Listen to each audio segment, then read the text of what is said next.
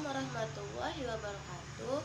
Saya Siti Hairani akan menjelaskan dari definisi statistik, statistika, pengumpulan data, dan pengolahan data. Baiklah, di sini saya akan menjelaskan definisi statistik dan statistika.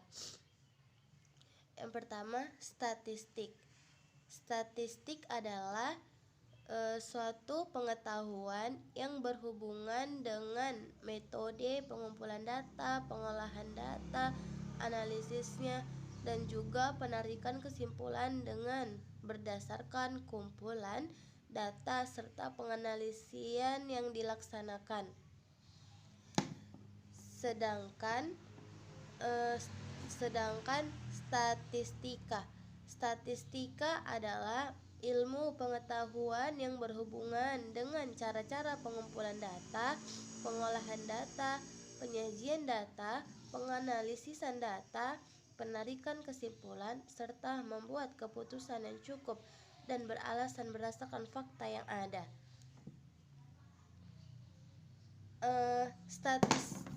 Statistika juga merupakan ilmu yang berkaitan dengan mengembangkan dan mempelajari metode untuk mengumpulkan, menganalisis, menafsirkan, serta menyajikan data yang empiris. Contoh statistika yaitu observasi, wawancara, angket, serta dokumentasi. Yang A, ada pengumpulan data. Pengumpulan data adalah aktivitas untuk mencari data yang dibutuhkan dalam rangka mencapai tujuan penelitian sosial. Data adalah bahan keterangan berupa himpunan fakta, angka, huruf, grafik, tabel, lambang, objek, kondisi, atau serta situasi. Yang B, ada pengolahan data. Pengolahan data atau disebut dengan data processing merupakan manipulasi data ke dalam bentuk yang lebih berarti seperti informasi. Sedangkan informasi itu sendiri merupakan hasil dari kegiatan-kegiatan pengolahan data yang dapat memberikan bentuk yang lebih berarti dari suatu kegiatan atau peristiwa. Terima kasih. Assalamualaikum warahmatullahi wabarakatuh. Perkenalkan, nama saya Raudini Aslamia Purba dengan NIM 11911302. Selanjutnya ada penyajian data. Nah, penyajian data ini merupakan salah satu kegiatan dalam pembuatan laporan hasil penelitian yang telah dilakukan agar data yang telah dikumpulkan itu dapat dipahami dan dianalisis. Jadi, setelah diperoleh data, biasanya data-data yang telah diperoleh itu bisa disajikan dalam dua bentuk atau dua macam, yaitu dalam bentuk tabel dan bentuk diagram. Selanjutnya yang pertama itu ada penyajian data dalam bentuk tabel. Nah, penyajian data dalam bentuk tabel ini sudah sangat umum kita dengar atau sudah sangat banyak digunakan di lingkungan sekitar atau di lingkungan sekolah. Sedangkan penyajian data dalam bentuk diagram sering kita dengar atau sering kita jumpai di bidang perbankan atau di bidang ekonomi. Di dalam sebuah penelitian terdapat beberapa jenis analisis data. Kedua jenis analisis data tersebut adalah analisis kualitatif dan analisis kuantitatif. Analisis kualitatif adalah analisis data yang diperoleh dengan proses sistematis, yakni dengan cara mencari dan mengolah berbagai data yang bersumber dari hasil pengamatan lapangan, seperti wawancara, dokumentasi, dan lain sebagainya yang dapat menghasilkan sebuah laporan temuan hasil penelitian. Yang kedua ada analisis kuantitatif. Analisis kuantitatif ini merupakan jenis analisis yang memakai alat dengan sifatnya yang kuantitatif. Nah, jadi dari hasil analisis ini nantinya akan disajikan dalam bentuk angka-angka yang diinterpretasikan atau dijelaskan lewat sebuah uraian. Assalamualaikum warahmatullahi wabarakatuh. Saya Saida Munasti akan menjelaskan tentang manfaat statistika. Berikut penjelasannya. Baiklah, di sini ada manfaat statistika. Yang pertama itu ada estimasi. Estimasi merupakan kegiatan penarikan kesimpulan statistik yang berawal dari hal-hal yang bersifat umum ke hal-hal yang bersifat khusus, agar penarikan kesimpulan dapat dibenarkan dan mampu mendekati kebenaran, maka dibutuhkan suatu alat untuk memproses data secara benar. Jika kegiatan estimasi dapat dilakukan secara benar, maka semua keputusan yang berkaitan dengan estimasi dapat dilakukan juga dengan benar dan dapat untuk mengatasi segala persoalan statistik. Yang kedua yaitu ada prediksi dan peramalan. Prediksi dan peramalan ini proses yang berorientasi masa depan. Ramalan adalah proses yang menentukan peristiwa di masa depan menggunakan metode ilmiah yang bersifat kualitatif dan kuantitatif. Prediksi seringkali kurang akurat dari perkiraan karena nantinya menggunakan data aktual untuk menghasilkan pendapat. Konfirmasi adalah bisa dibilang dengan penegasan, pengesahan, atau pembenaran. Sekian dari penjelasan saya. Terima kasih. Perkenalkan, nama saya Mia Angelita. Saya di sini akan membahas tentang data versus informasi. Data versus informasi. Yang pertama, saya akan membahas tentang data. Data merupakan kumpulan dari fakta, baik sifatnya kuantitatif maupun kualitatif. Yang dimaksud dari kuantitatif yaitu data-data yang berbentuk angka, misalnya umur, nilai, pendapatan, dan sebagainya. Kemudian yang dimaksud dengan kualitatif yaitu jenis data yang bukan bentuknya angka, misalnya seperti nama, jenis kelamin, pendidikan, dan sebagainya. Kemudian yang kedua ada informasi. Informasi merupakan data-data yang sudah diolah sehingga memiliki makna. Ketika kita mengumpulkan data mentah, sudah pasti data tersebut belum memiliki makna. Maka kita harus mengolah hingga data tersebut memiliki makna. Data yang sudah memiliki makna disebut dengan informasi. Sekian dari penjelasan saya, terima kasih.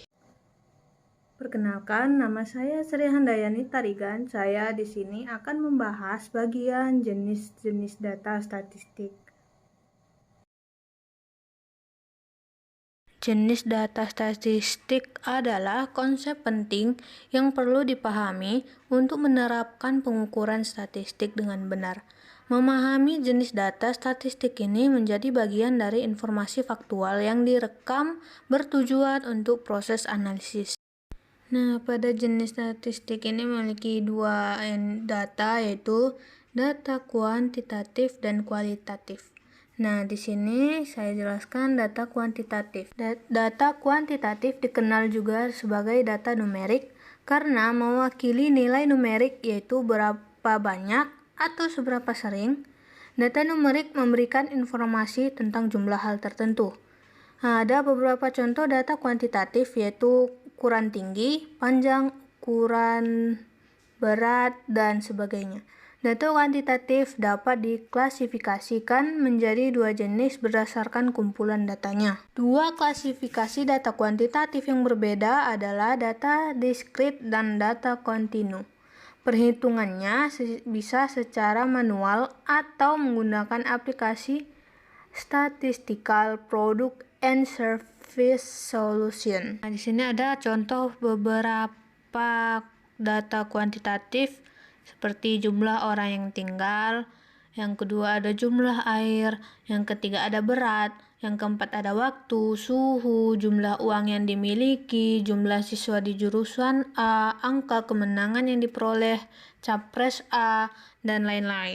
Data kualitatif. Yang kedua ada data kualitatif. Data kualitatif dikenal juga sebagai data kategoris karena menggambarkan data yang sesuai dengan kategori. Data kualitatif tidak bersifat numerik. Informasi kategori ini melibatkan variabel kategoris yang menggambarkan fitur seperti jenis kelamin seseorang, kota asal, bahasa, agama, dan banyak lagi. Ukuran kategoris didefinisikan dalam spesifikasi kalimat penjelasan, tapi tidak dalam hal angka. Terkadang data kualitatif menyimpan nilai numerik, tapi nilai tersebut tidak memiliki arti matematis layaknya data kuantitatif. Contoh kualitatif. Contoh data kualitatif yaitu tanggal lahir, olahraga favorit, kode pos sekolah, warna mobil di parkiran, nilai siswa di kelas. Nah, di sini tanggal lahir dan kode pos sekolah memiliki nilai kuantitatif tetapi tidak memberikan arti numerik. Yang termasuk dalam kategori data kualitatif adalah nominal dan ordinal. Baik, saya Alda Yolanda akan menjelaskan materi selanjutnya yang berjudul metode pengumpulan data. Yang pertama ada metode pengumpulan data registrasi. Apa itu registrasi? Registrasi adalah metode pengumpulan data yang dilakukan dengan cara mendaftar atau pendaftaran. Registrasi ini biasanya digunakan atau dilakukan oleh instansi pemerintah, misalnya pada pendaftaran untuk pemilu. Dan yang kedua, ada metode pengumpulan data sensus. Pengumpulan data sensus yaitu data-data yang dikumpulkan dari seluruh elemen populasi.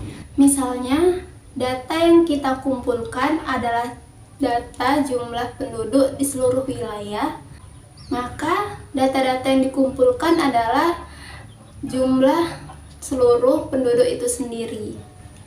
Kemudian yang ketiga ada survei. Metode pengumpulan survei adalah metode pengumpulan yang mengambil setengah dari elemen populasi.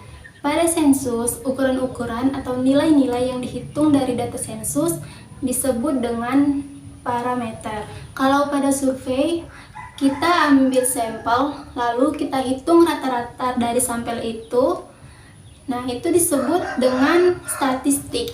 Selanjutnya yaitu metode pengumpulan data yang terakhir, ada metode pengumpulan data eksperimen. Berbeda dari ketiga data yang sudah saya jelaskan tadi, di mana dari metode pengumpulan data registrasi, survei, dan sensus itu sudah memiliki data. Sedangkan pada metode eksperimen ini belum ada datanya. Lalu, bagaimana cara kita mencari data eksperimen?